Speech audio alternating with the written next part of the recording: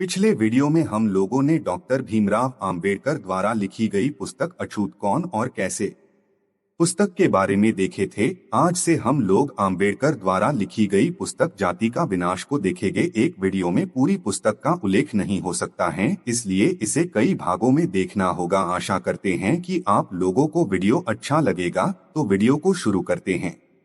पुस्तक के बारे में डॉक्टर B.R. अंबेडकर की कृतियों में एनिहिलेशन ऑफ कास्ट का विशेष स्थान है। वस्तुत जाति व्यवस्था से संघर्ष करने वालों के हाथ में यह एक दुर्दमय औजार है। मूल रूप से यह पुस्तक नहीं, एक व्याख्यान है जिसे जात पात तोड़क मंडल लाहौर के वार्षिक अधिवेशन 1936 के अध्यक्ष पद से पढ़ने के लिए डॉक्टर अंबेडकर ने तैयार किया था। लेकिन कार्यक्रमों के आयोजकों ने जब व्याख्यान का प्रारूप देखा तब वे इसकी विषय वस्तु और प्रतिपादन से तो बहुत प्रभावित हुए, लेकिन इसके कुछ अंशों पर उन्हें गंभीर आपत्ति थी। खासकर व्याख्यान में की गई इस घोषणा पर कि एक हिंदू के रूप में यह डॉक्टर अंबेडकर का आखिरी भाषण है, क्योंकि तब तक वे धर्म परिवर्तन करने का निर्णय कर चुके थे। आयोजकों ने व्याख्यान के कुछ अंशों को हटा देने का अनुरोध किया, लेकिन डॉक्टर साहब को यह स्वीकार्य नहीं हुआ। इसका परिणाम यह हुआ कि वह अधिवेशन ही स्थगित कर दिया जिसमें यह व्याख्यान पढ़ा जाना था।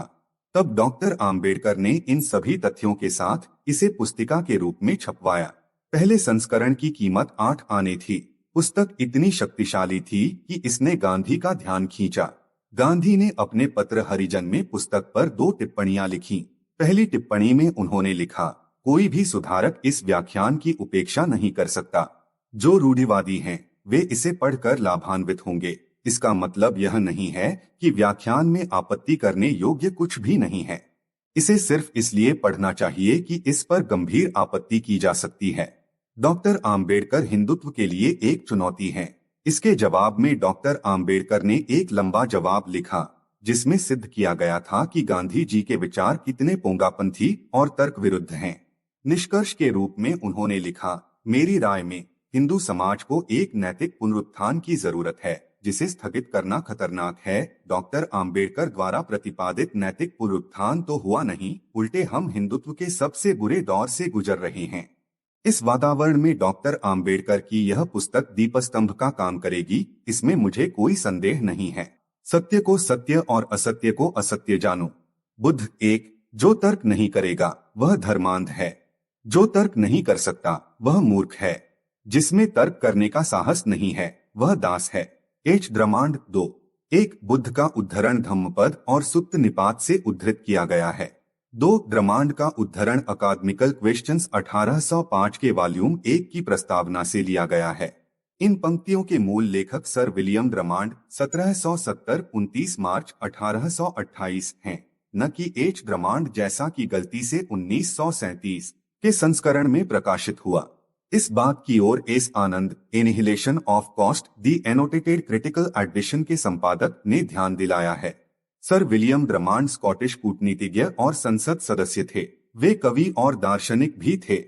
दूसरे संस्करण की भूमिका। लाहौर के जात पात तोड़क मंडल 1 के लिए मैंने जो व्याख्यान तैयार किया है, उसका हिंदू समुदाय द्वारा मूलत जिसके लिए यह लिखा गया था, आश्चर्यजनक रूप से गर्मजोशी से स्वागत किया गया है। प्रकाशन के 2 महीने के भीतर ही अंग्रेजी संस्करण की 1500 प्रतियां समाप्त हो गई थीं। गुजराती और तमिल में इसका अनुवाद किया गया है। मराठी, हिंदी, पंजाबी और मलयालम में अनुवाद किया जा रहा है। अंग्रेजी पाठ की मांग अभी भी अबाध रूप से जारी है। इस मांग को पूरा करने के लिए दूसरा संस्करण जारी करना आवश्यक हो गया है। इतिहास और अपील की प्रभावशीलता के विचार ने मुझे निबंध के मूल रूप अर्थात व्याख्यान विधा को बरकरार रखने के लिए प्रेरित किया है। हालांकि मुझे इसे एक सीधे कथानक के रूप में दोबारा लिखने के लिए कहा गया था। इस संस्करण में मैंने 2 परिशिष्ट जोड़े हैं। परिशिष्ट 1 में मैंने हरिजन, 2 में अपने व्याख्यान की समीक्षा के रूप में श्री गांधी द्वारा लिखे गए 2 लेख और जात पात तोड़क मंडल के सदस्य श्री संतराम 3 को लिखा, उनका पत्र जोड़ा है। परिशिष्ट 2 में मैंने परिशिष्ट 1 में संकलित श्री गांधी के लेखों के जवाब में अपने विचार मुद्रित किए हैं। श्री गांधी के अलावा कई अन्य ने भी व्याख्यान में व्यक्त मेरे विचारों की प्रतिकूल आलोचना की है, लेकिन मुझे लगा कि इस तरह की प्रतिकूल टिप्पणियों को संज्ञान में लेते हुए मुझे अपने आप को श्री गांधी तक सीमित रखना चाहिए। यह मैंने इसलिए नहीं किया है कि उन्होंने जो कुछ कहा है वह इतना वजनदार है कि उसका उत्तर दिया जाना चाहिए, बल्कि इसलिए कि बहुत से हिंदुओं के लिए उनकी वाणी आकाशवाणी की तरह है, इतनी महान कि जब वह अपने होंठ खोलते हैं तो यह उम्मीद की जाती है कि अब तर्क वितर्क बंद होना चाहिए और किसी को टोका-टोकी करने का अधिकार नहीं है। लेकिन दुनिया उन विद्रोहियों की बहुत ऋणी है जो पुरोहितों के सामने उनसे बहस करने की हिम्मत करते हैं और दावा करते हैं कि इस वर्ग से भी गलती हो सकती है। प्रत्येक प्रगतिशील समाज अपने विद्रोहियों को जो सम्मान देता है, मुझे उसका लालच नहीं है। अगर मैं हिंदुओं को महसूस करा पाता हूँ कि वे भारत के बीमार लोग हैं और उनकी बीमारी अन्य भारतीयों के स्वास्थ्य और खुशी के लिए खतरे पैदा कर रही है, तो मेरी संतुष्टि के लिए इतना काफी होगा। एक जात पात तोड़क मंडल आर्य समाज का एक क्रांतिकारी धड़ा था। आर्य समाज एक सुधारवादी हिंदू संगठन था जिसकी स्थापना लाहौर में 10 अप्रैल 1875 को दयानंद सरस्वती 1824 से 83 ने की थी। जात पात तोड़क मंडल सवर्ण हिंदुओं का संगठन था। इस तथ्य की ओर आम्बेडकर ने अपने भाषण की प्रस्तावना में हमारा ध्यान आकर्षित किया है। जात पात तोड़क मंडल अंतरजातीय खानपान और अंतरजातीय विवाह पर जोर देता था। इसके सदस्य वार्षिक सदस्यता के रूप में 2 रुपए जमा करते थे। इसके सदस्य हिंदू ही होते थे जो यह शपथ लेते थे कि वे या उनके बच्चे अपनी जाति से बाहर शादी करेंगे। 1932 के कम्युनाल अवार्ड के मुद्दे पर आम्बेडकर के साथ तीखे संघर्षों और पूना पैक्ट पर समझौते के बाद मोहनदास करमचंद गांधी ने 1932 में हरिजन सेवक संघ और 1933 में अंग्रेजी साप्ताहिक पत्र हरिजन की शुरुआत करने की घोषणा की।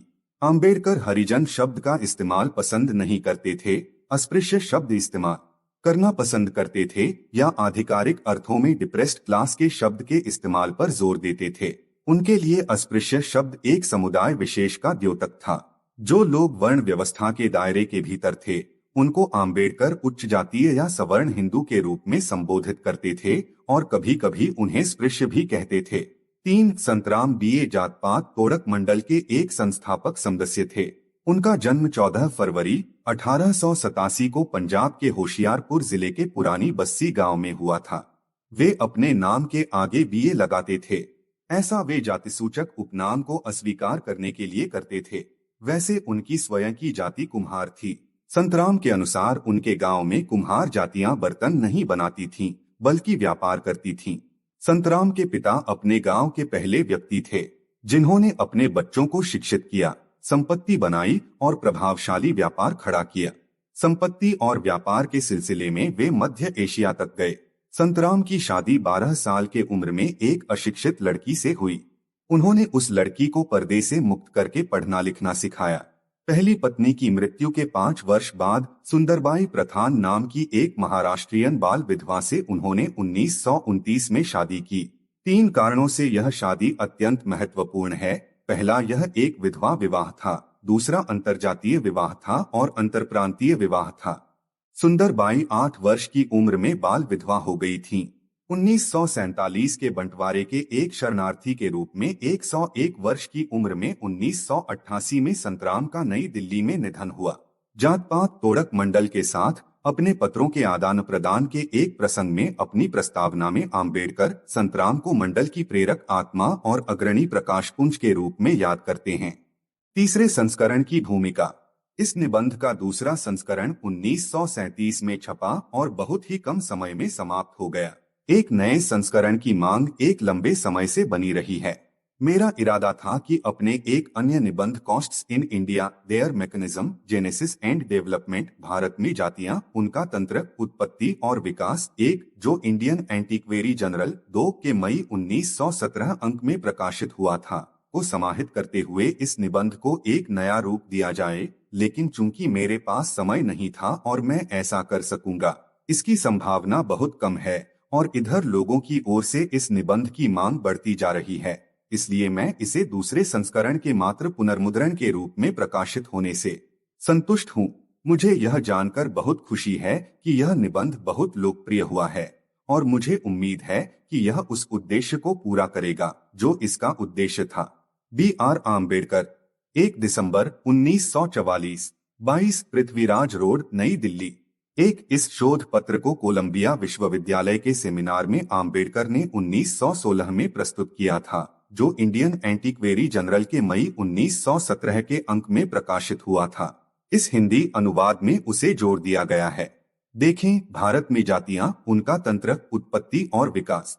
दो इंडियन एंटीक्वेरी जर्नल एक प्राच्यवादी मासिक जर्नल था, जिसकी स्थापना 1872 में डॉक्टर जेम्स बर्गेस ने की थी। यह यूरोपीय और भारतीय विद्वानों के विद्वत्तापूर्ण लेखों के लिए मंत्र मुहैया कराता था। इस जर्नल का पूरा नाम the Indian antiquary, a journal of oriental research in archaeology, epigraphy, anthology, geography, history, folklore, languages, literature, numismatics, philosophy, religion इत्यादि था। प्रस्तावना: मैंने यह भाषण क्यों तैयार किया और किन कारणों से नहीं दे पाया। 12 दिसंबर 1935 को मुझे जात पात तोड़क मंडल के सचिव श्री संतराम का निम्नलिखित पत्र मिला। मेरे प्रिय डॉक्टर साहब, 5 दिसंबर के आपके कृपा पत्र के लिए बहुत धन्यवाद। आपकी अनुमति के बिना ही मैंने इसे प्रेस के लिए जारी कर दिया है, जिसके लिए मैं आपसे माफी मांगता हूं, क्योंकि मुझे यह लगा कि इसका प्रचार करने में कोई नुकसान नहीं है। आप एक महान विचारक हैं, और यह मेरी सुचिंतित राय है कि और किसी ने भी जाति की समस्या का उतना गहरा अध्ययन नहीं किया है जितना आपने। आपके विचारों से मैं और हमारा मंडल हमेशा लाभान्वित होते रहे हैं। मैंने क्रांति 1 में कई बार इसकी व्याख्या की है और इसे प्रचारित किया है, और कई सम्मेलनों में मैंने इस पर व्याख्यान दिया है। अब मैं आपके नए सूत्र, धार्मिक धारणाओं का विनाश किए बिना, जिन पर यह जाति व्यवस्था आधारित है, जाति को तोड़ना संभव नहीं है, की व्याख्या पढ़ने के लिए बहुत ही व्यग्र हूँ।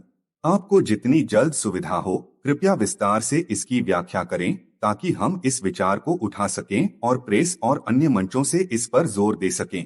वर्तमान में यह मेरे सामने पूरी तरह स्पष्ट नहीं है। हमारी कार्यकारिणी समिति आपको हमारे वार्षिक अधिवेशन के अध्यक्ष के रूप में देखने की आग्रही है। आपकी सुविधा के लिए हम अपनी तारीखें बदल सकते हैं। पंजाब के इंडिपेंडेंट हरिजन 2 आपसे मिलने और आपके साथ अपनी योजनाओं पर चर्चा करने के लिए बहुत उत्सुक हैं। इसलिए यदि आप हमारे अनुरोध को स्वीकार करते हैं और अधिवेशन की अध्यक्षता करने के लिए लाहौर आते हैं, तो इससे दोहरे उद्देश्य सधेंगे। हम सभी रंगत के विचारों के हरिजन नेताओं को आमंत्रित करेंगे और आपको उन्हें अपने विचारों से अवगत कराने का अवसर मिलेगा। मंडल ने हमारे सहायक सचिव श्री इंद्र सिंह को नियुक्त किया है कि वे क्रिसमस में आपसे बंबई में मिलें और आपको हमारा अनुरोध स्वीकार करने के लिए सहमत कराने के उद्देश्य से समूचे हालात पर आपसे चर्चा करें।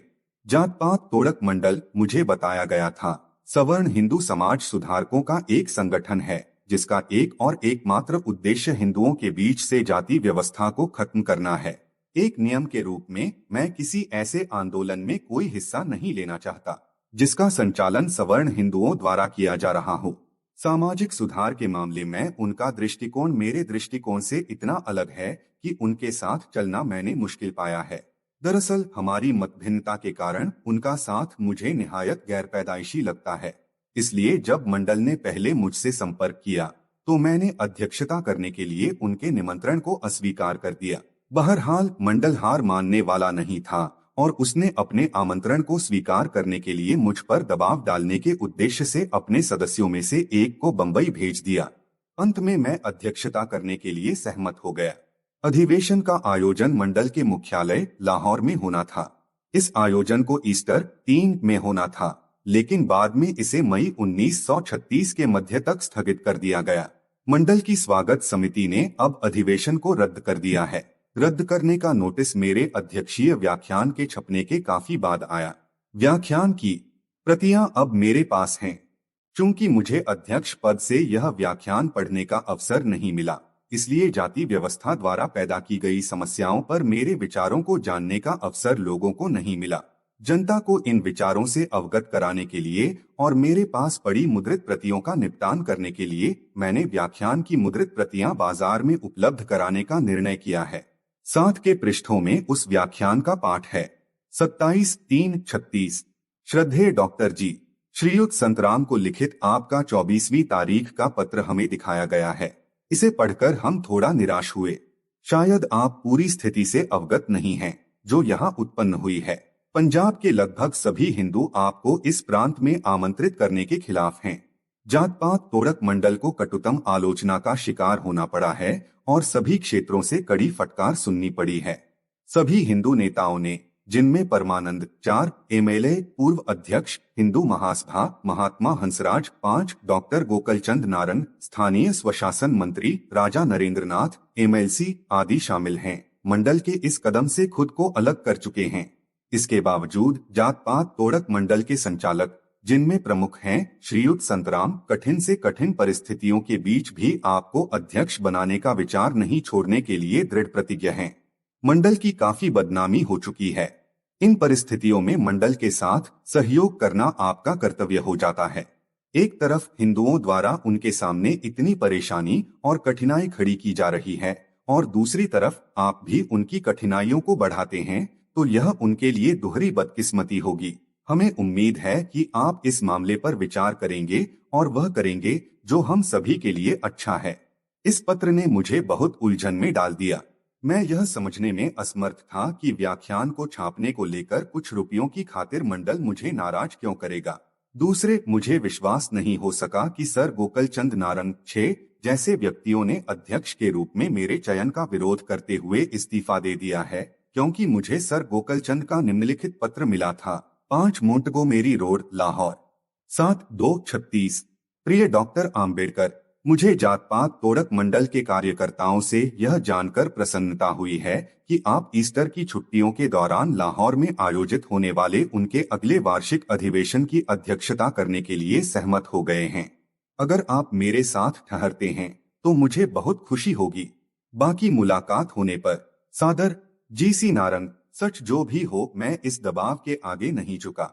लेकिन जब मंडल ने पाया कि मैं अपने व्याख्यान को बंबई में छपवाने पर जोर दे रहा था, मेरे प्रस्ताव पर सहमति देने के बजाय मंडल ने मुझे एक तार भेजा कि वे श्री हर भगवान 7 को मामलों पर व्यक्तिगत रूप से बात करने के लिए बंबई भेज रहे हैं। श्री हर भगवान 9 अप्रैल को बंबई आए। जब मैं श्री हर भगवान से मिला तो मैंने पाया कि इस विषय पर कहने के लिए उनके पास कुछ भी नहीं है। वास्तव में यह व्याख्यान बंबई में छपे या लाहौर में, इस ओर से वे इतने अनमने थे कि उन्होंने हमारी बातचीत के दौरान इसका जिक्र भी नहीं किया। उनकी चिंता सिर्फ यह जानने की थी कि व्याख्यान में लिखा क्या गया है। तब मैं समझ गया कि व्याख्यान को लाहौर में छपवाने के पीछे मंडल का मुख्य उद्देश्य पैसा बचाना नहीं, बल्कि यह जानना था कि व्याख्यान में है क्या। मैंने उन्हें एक प्रति दे दी। वह इसके कुछ हिस्सों से बहुत खुश नहीं थे। वह लाहौर लौट गए। लाहौर से उन्होंने निम्नलिखित पत्र लिखा। लाहौर, दिनांक 14 अप्रैल 1936। मेरे प्रिय डॉक्टर साहिब, 12 तारीख को बंबई से आगमन के बाद से ट्रेन यात्रा के दौरान 5 या 6 रात लगातार नहीं सो पाने के कारण मेरी तबीयत ठीक नहीं है। यहाँ पहुंचकर मुझे पता चला कि आप अमृतसर 8 आए थे। अगर मेरी हालत चलने फिरने लायक होती तो आपसे जरूर मुलाकात करता। मैंने आपका व्याख्यान अनुवाद के लिए श्री संतराम को दे दिया है और यह व्याख्यान उन्हें बहुत अधिक पसंद आया है, लेकिन वे आश्वस्त नहीं हैं कि वे इसका अनुवाद कर 25वीं से पहले छपवा सकेंगे। जो भी हो, यह व्याख्यान व्यापक तौर पर प्रचारित होगा और हमें यकीन है कि यह हिंदुओं को उनकी नींद से जगाएगा। बंबई में मैंने जिस अंश की तरफ आपका ध्यान दिलाया था, उसे पढ़कर हमारे कुछ मित्रों को संदेह हुआ है और हम में से जो लोग चाहते हैं कि अधिवेशन की समाप्ति बिना किसी अप्रिय घटना के हो, वे चाहेंगे कि कम से कम वेद शब्द को फिलहाल छोड़ दिया जाए। यह मैं आपके विवेक पर छोड़ता हूँ। बहरहाल, मैं आशा करता हूँ कि अपने समापन अनुच्छेदों में आप यह स्पष्ट कर देंगे कि व्याख्यान में व्यक्त विचार आपके हैं और इस मामले में मंडल की कोई जिम्मेदारी नहीं है। मुझे आशा है आप मेरी इस बात का बुरा नहीं मानेंगे और व्याख्यान की 1000 प्रतियां हमें भिजवा देंगे, जिसका हम निश्चय ही भुगतान करेंगे। इस आशय का तार मैंने आज आपको भेजा है। 100 रुपए का चेक इसके साथ संलग्न है, जिसकी कृपया पावती दें और उचित समय पर हमें अपने बिल भेजें। मैंने स्वागत समिति की एक बैठक बुलाई है और उसके फैसले की सूचना आपको तुरंत भेजूंगा। इस बीच मेरे प्रति दयालुता दिखाने और अपना व्याख्यान तैयार करने में आपने जितना कष्ट उठाया है, उसके लिए मेरा हार्दिक धन्यवाद स्वीकार करने की कृपा करें। आपने सचमुच हमें कृतज्ञता के एक भारी ऋण में डाल दिया है। सादर, हर भगवान। पुनश्च व्याख्यान की प्रतियां जैसे ही छप जाएं, कृपया उन्हें तुरंत पैसेंजर ट्रेन से भेज दें, ताकि वे प्रकाशन के लिए प्रेस को भेजी जा सकें। तदनुसार मैंने अपनी पांडुलिपि की 1000 प्रतियां मुद्रित करने के आदेश के साथ मुद्रक को दे दी। 8 दिन बाद मुझे श्री हर भगवान से एक और पत्र मिला, जिसे मैं नीचे दे रहा हूँ। लाहौर 22/4/1936। प्रिय डॉक्टर आम्बेडकर, हमें आपका तार और पत्र प्राप्त हुआ, जिसके लिए कृपया हमारा धन्यवाद स्वीकार करें। आपकी इच्छा के अनुसार हमने अपने अधिवेशन को फिर स्थगित कर दिया है, लेकिन हमें लगता है कि 25वीं और 26वीं को अधिवेशन हो जाता तो बहुत बेहतर था, क्योंकि पंजाब में रोज गर्मी बढ़ रही है और मई के मध्य में मौसम काफी गर्म होगा तथा दिन में बैठक करना बहुत सुखकर और आरामदेह नहीं होगा। हालांकि अधिवेशन अगर मई के मध्य में होता है तो उसे जितना संभव हो सकेगा उतना आरामदायक बनाने के लिए हम अपनी ओर से पूरी कोशिश करेंगे। फिर भी एक बात है जो आपके ध्यान में लाने के लिए हम बाध्य हैं।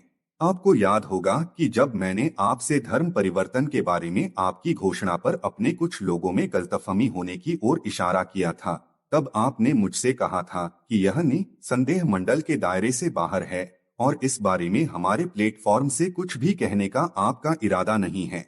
जब आपके व्याख्यान की पांडुलिपि मुझे सौंपी गई, उस समय आपने मुझे आश्वासन दिया था कि वह आपके व्याख्यान का मुख्य भाग है और आप केवल 2 या 3 समापन पैराग्राफ जोड़ना चाहते हैं।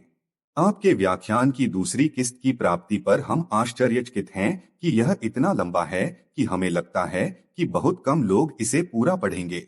इसके अलावा आपने अपने व्याख्यान में एक से ज्यादा बार कहा है कि आपने हिंदू धर्म का परित्याग करने का फैसला कर लिया है और एक हिंदू के रूप में आपका यह आखिरी व्याख्यान है।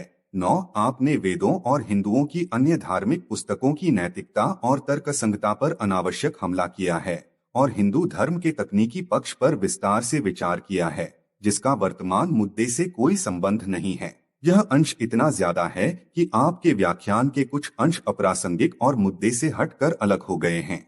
हमें बहुत प्रसन्नता होती अगर आपने अपना व्याख्यान उसी अंश तक सीमित रखा होता जो मुझे दिया गया था, अथवा कुछ जोड़ना जरूरी था तो आपने ब्राह्मणवाद वगैरह पर जो लिखा था वहीं तक सीमित रखते।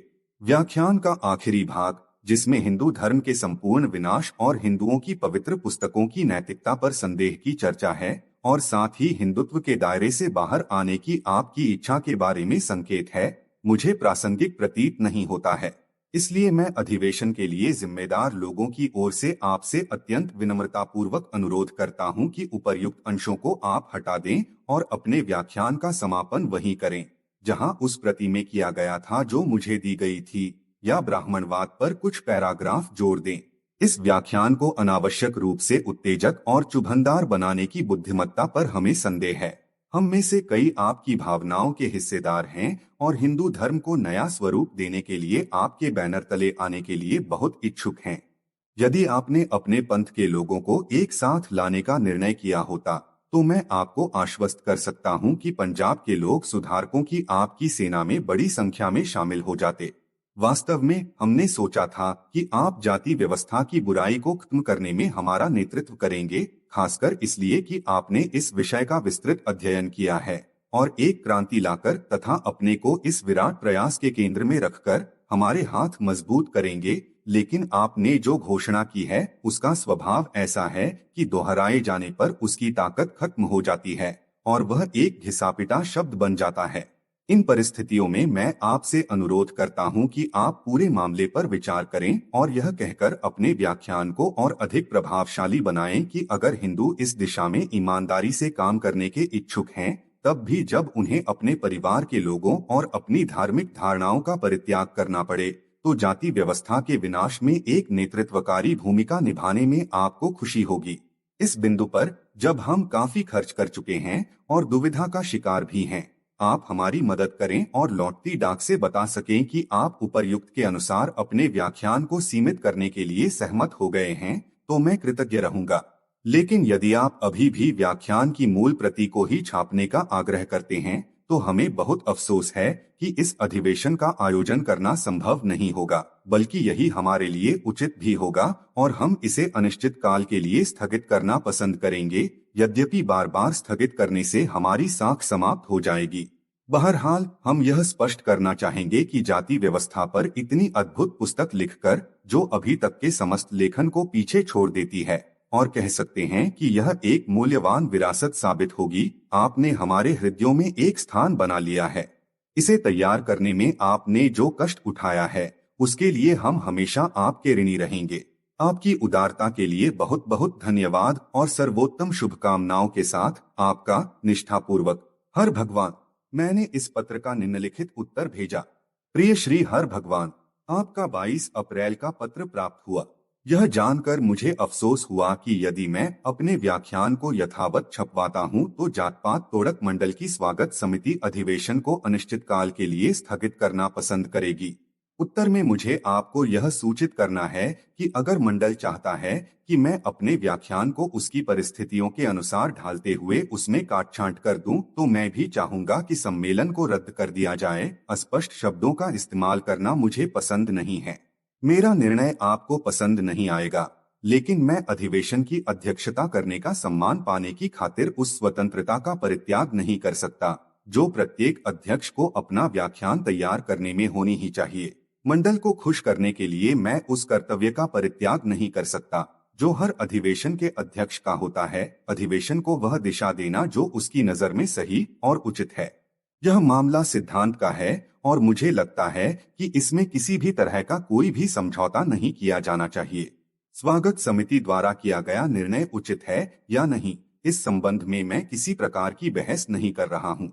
लेकिन चूंकि आपने कुछ कारण दिए हैं जो मुझ पर दोषारोपण करते हुए प्रतीत होते हैं, अतः मुझे उनका जवाब देना होगा। प्रथमत, मुझे इस धारणा को दूर करना है कि व्याख्यान के जिस हिस्से में व्यक्त विचारों पर समिति को आपत्ति है वह मंडल के लिए कोई नई बात नहीं है।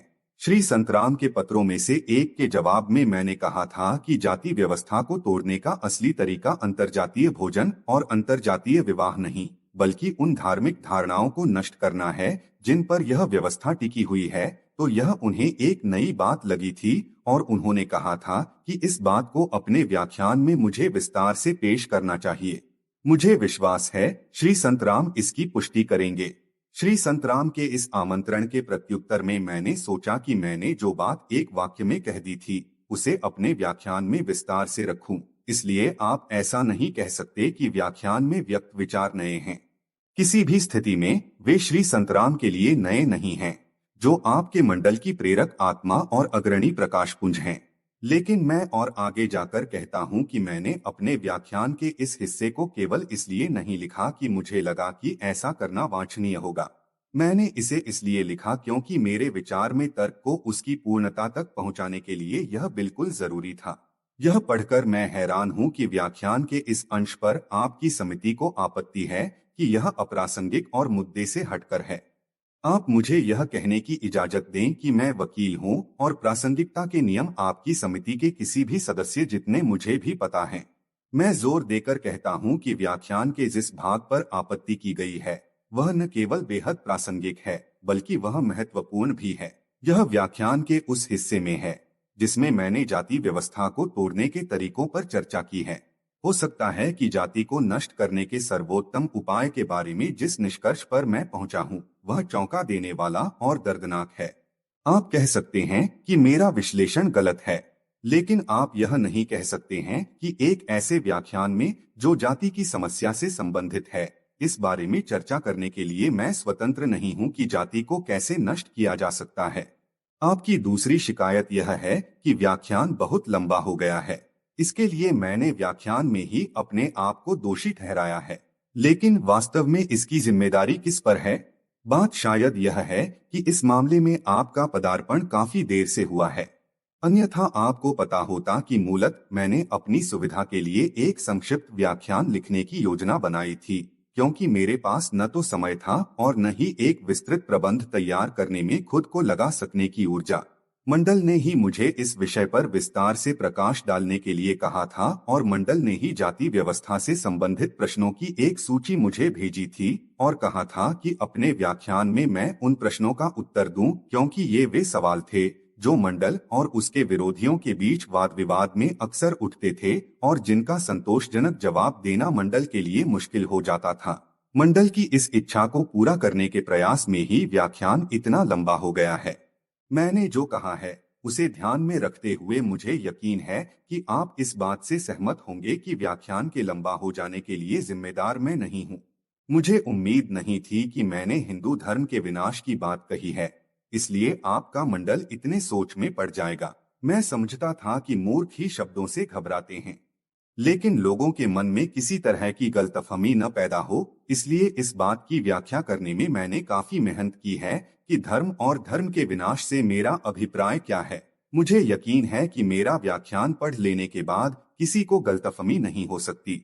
मात्र धर्म का विनाश आदि शब्दों के प्रयोग से साथ में दिए गए स्पष्टीकरण के बावजूद आपका मंडल उद्वेगग्रस्त हो गया। इससे मेरे मन में उसका सम्मान नहीं बढ़ा है। किसी के मन में उन आदमियों के ये सम्मान या आदर नहीं हो सकता जो सुधारक बनना चाहते हैं, पर उसके तार्किक परिणामों को क्रियान्वित करना तो दूर, उन पर नजर डालने से भी इनकार कर देते हैं। आप सहमत होंगे कि अपना व्याख्यान तैयार करने में कोई भी सीमा स्वीकार करने की स्वीकृति मैंने कभी नहीं दी है, और व्याख्यान में क्या होना चाहिए और क्या नहीं, इस बारे में मेरे और मंडल के बीच कभी कोई बात भी नहीं हुई थी। मैं हमेशा यह मानकर चल रहा था कि इस विषय पर मेरे जो विचार हैं उन्हें अपने व्याख्यान में व्यक्त करने के लिए मैं स्वतंत्र हूँ। जब 9वीं को आप बंबई आए, उसके पहले तक मंडल को यह खबर तक नहीं थी कि मैं अपने व्याख्यान में क्या कहने जा रहा हूँ। जब आप बंबई आए तो मैंने खुद ही आपको बताया कि डिप्रेस्ड क्लासेस द्वारा अपना धर्म बदलने के बारे में अपने विचारों की वकालत करने के लिए मैं आपके मंच का उपयोग नहीं करना चाहता। मेरा ख्याल है अपना व्याख्यान तैयार करने में मैंने ईमानदारी से अपनी प्रतिज्ञा का निर्वाह किया है, सिवाय एक अप्रत्यक्ष किस्म के चलताऊ हवाले के, जहां मैं यह कहता हूं कि मुझे दुख है कि मैं यहां नहीं होऊंगा इत्यादि। मैंने इस विषय पर अपने व्याख्यान में कुछ भी नहीं कहा है। जब मैं देखता हूं कि एक अप्रत्यक्ष किस्म के चलताऊ हवाले पर भी आपको आपत्ति है, तब यह पूछने के लिए मैं बाध्य हूं, क्या आपने यह सोचा था कि आपके अधिवेशन की अध्यक्षता करने का प्रस्ताव स्वीकार कर मैं डिप्रेस्ड क्लासेस द्वारा अपना धर्म बदलने के बारे में अपने विचारों को स्थगित करने या छोड़ने के लिए सहमत हो रहा हूं? अगर आपके सोचने में ऐसा आया तो मैं आपसे अवश्य कहूंगा कि आपकी इस भूल के लिए मैं किसी भी तरह से जिम्मेदार नहीं हूं। अगर आप में से किसी ने भी यह इशारा कर दिया होता कि मुझे अध्यक्ष निर्वाचित कर आप मुझे जो सम्मान दे रहे हैं उसके बदले में मुझे धर्म परिवर्तन के अपने कार्यक्रम में अपनी आस्था का परित्याग कर देना होगा, तो एकदम साफ शब्दों में मैंने कह दिया होता कि आपसे मिलने वाले किसी भी सम्मान की तुलना में मैं अपनी आस्था की ज्यादा परवाह करता हूँ। 14 तारीख के आपके पत्र के बाद आपका यह पत्र मेरे लिए एक आश्चर्य की तरह है। मुझे यकीन है कि जो कोई भी इन्हें पढ़ेगा उसे ऐसा ही लगेगा। स्वागत समिति द्वारा इस आकस्मिक विचार परिवर्तन का तर्क मेरी समझ में नहीं आता। जब आपने 24 तारीख का पत्र लिखा, उस वक्त समिति के सामने जो कच्चा ड्राफ्ट था उसमें और अंतिम ड्राफ्ट में जिस पर समिति का फैसला आपने अपने पत्र में मुझे संप्रेषित किया है, सारक कोई अंतर नहीं है। अंतिम ड्राफ्ट में एक भी ऐसे विचार पर आप उंगली नहीं रख सकते जो इसके पहले के ड्राफ्ट में नहीं था। दोनों में निहित विचार समान हैं। फर्क सिर्फ यह है कि अंतिम ड्राफ्ट में उन्हें ज्यादा ब्यौरे के साथ स्पष्ट किया गया है। यदि व्याख्यान में कुछ आपत्तिजनक था तो आप 14 को ही कह सकते थे, लेकिन आपने ऐसा नहीं किया। इसके विपरीत आपने 1000 प्रतियां छपवाने को कहा, जिससे मुझे यह स्वतंत्रता मिलती थी कि आपने मौखिक रूप से जो सुझाव दिए थे उन्हें स्वीकार करूं या नहीं करूं। तदनुसार मैंने 1000 प्रतियां छपवा ली जो अब मेरे पास हैं। 8 दिन बाद आपका पत्र आया कि आपको मेरे व्याख्यान पर आपत्ति है और उसमें परिवर्तन नहीं किया गया तो अधिवेशन को रद्द कर दिया जाएगा। आपको यह पता होना चाहिए था कि मेरे व्याख्यान में बदलाव होने की कोई उम्मीद नहीं थी। जब आप बंबई में थे मैंने आपसे कह दिया था कि मैं एक कॉमा भी नहीं बदलूंगा। अपने व्याख्यान पर किसी तरह की रोक-टोक मैं स्वीकार नहीं करूंगा और आपको मुझसे जो व्याख्यान मिलेगा वह आपको स्वीकार करना होगा। मैंने यह भी कहा था कि व्याख्यान में व्यक्त मेरे विचार पूरी तरह से मेरे हैं और यदि अधिवेशन ने उन्हें पसंद नहीं किया और उनकी भर्त्सना करते हुए प्रस्ताव पारित कर दिया तो मुझे बुरा नहीं लगेगा।